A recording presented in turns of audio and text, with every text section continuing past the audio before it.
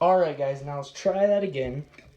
Got my handy dandy fork, my bowl of peeled bananas. For this one I'm going to be using 2 each because I'm going to be making 3 different loaves, and it's usually 2.5 to 3 bananas. But you can drive it down to 2 depending on what you want. I'm only using 2 because I only have 6 bananas. I'm going to make 3 loaves. The math is there. I'll let you guys figure that one out.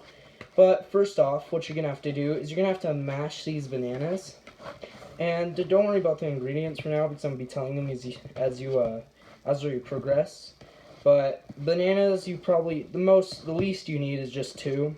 And you want to mash them down in this handy dandy bowl, which may take a minute because depending on how ripe they are, these ones are, well, not how ripe, but how overripe. These ones were a little overripe, but not super uber. So I'm just gonna mash these for a minute. See, guys, just squish them down. Nothing much to it. Just gonna do that, and then after we get done mashing, what you're going to do is you're going to add. Well, really, you should begin with this, but let's show you this. First, you're gonna want to. This is called a oven to me, but some of you others in the class probably call it the cookery, the cooking thingy. It's what you see your parents use a lot. You put this all the way to 375. If I can ever get it. There we go. Let that preheat to 350. 350.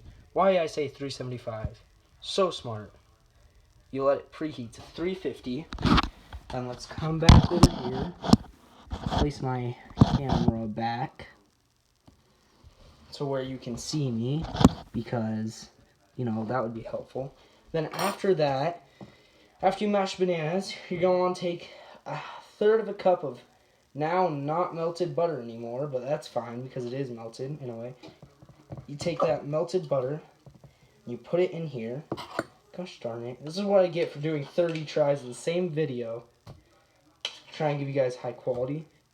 Next time I'm going to let you stare at the wall as I do this. I'll sit there and talk to you. Get that all done. Stir that in. Get that all mixed up because you want your banana bread sticking to the thing. That's happened to me. Very bad. Actually, funny thing is one time I was making banana bread, right? And as I'm cooking it, I happened to not add any butter to the pan because I'm the smartest person ever and I somehow forgot that. In the process of doing that, in fact, I ended up pouring the banana bread out of the pan, which it just cooked out of, and it spilled everywhere. The entire bottom fell off, and it was just, oh, it was so bad. I had to hurry and eat that loaf, which I'm not complaining about. It was pretty good. I was happy about it. Anyway, you're going to take a teaspoon of baking soda. You're going to go ahead and throw that in there.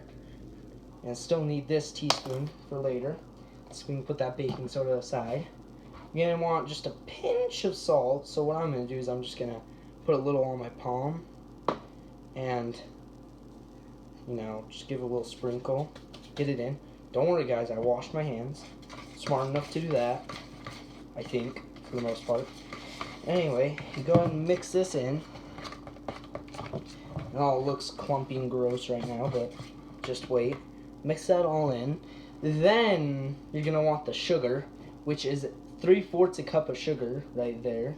You just pour that all in. And after that, you're going to want to stir that in. But while you're stirring that in, you have 1 large beaten egg over here that you're going to use.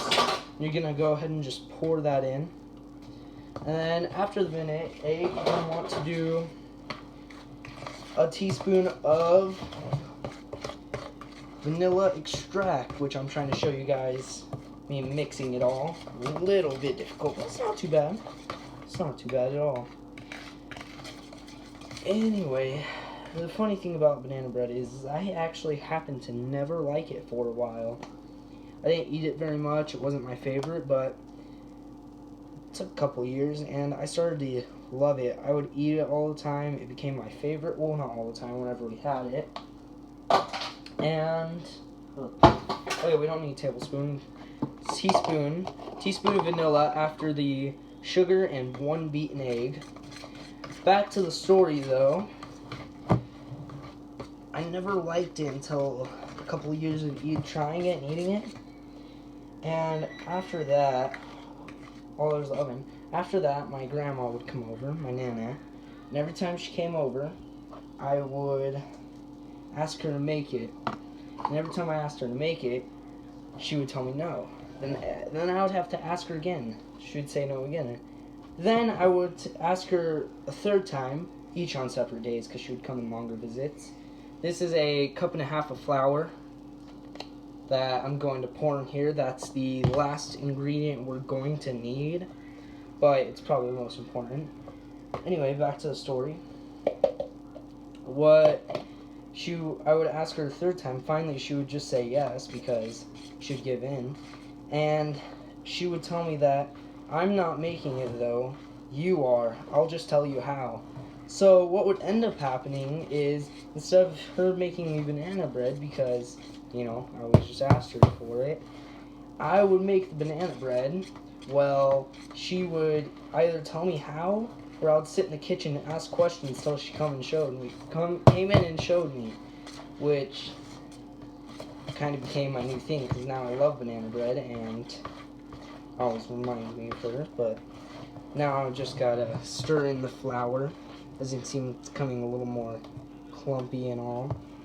Getting that flour to get it stick together, get that all stirred in.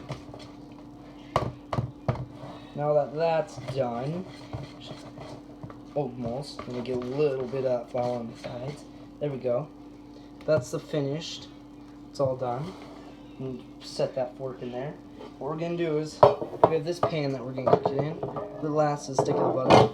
We're gonna take this out, this stick of butter, and this stick of butter, and we're going to rub it on the bottom of the pan and the sides, because I prefer natural butter over the spray on stuff. So what I'm gonna do is I'm just gonna rub that around, right? I'm going to get that on all the sides, the bottom, all of it. And I hope none of you are allergic. That's why I'm doing this video, showing all the ingredients beforehand, before I feed you all. But anyway, I'm gonna do all that. See, there we go. Get it all nice buttered up so it won't stick like I told you. It's a horrible thing. Then you're gonna take this butter and you're just gonna store it to the side because I'll be using it later. I'm gonna wash my hands, obviously. There's a lot of butter. Gotta get that off. Dog dish soap works pretty well. Let's get that going. And there we go. But anyway, after I'd make it, I'd always take that first slice, because, I'm greedy, and I'd scarf down that first slice. Every time I made it, though, it would always be burnt. Or I'd have to ask my Nana for more help. Then I would do my own, which is always kind of funny, because she always wanted me to make it. I didn't like baking at the time very much. But that's just kind of the ironic part. Never really liked it. Never really liked baking. Never liked making none. Now it's my absolute favorite dessert. Don't need that anymore. We're going to take this. I don't even know what it's called, to be honest. But we're going to scrape this all in here. Because this is the goods. This is the good stuff. And that's about it. Get the last of it. There we go. And get this. There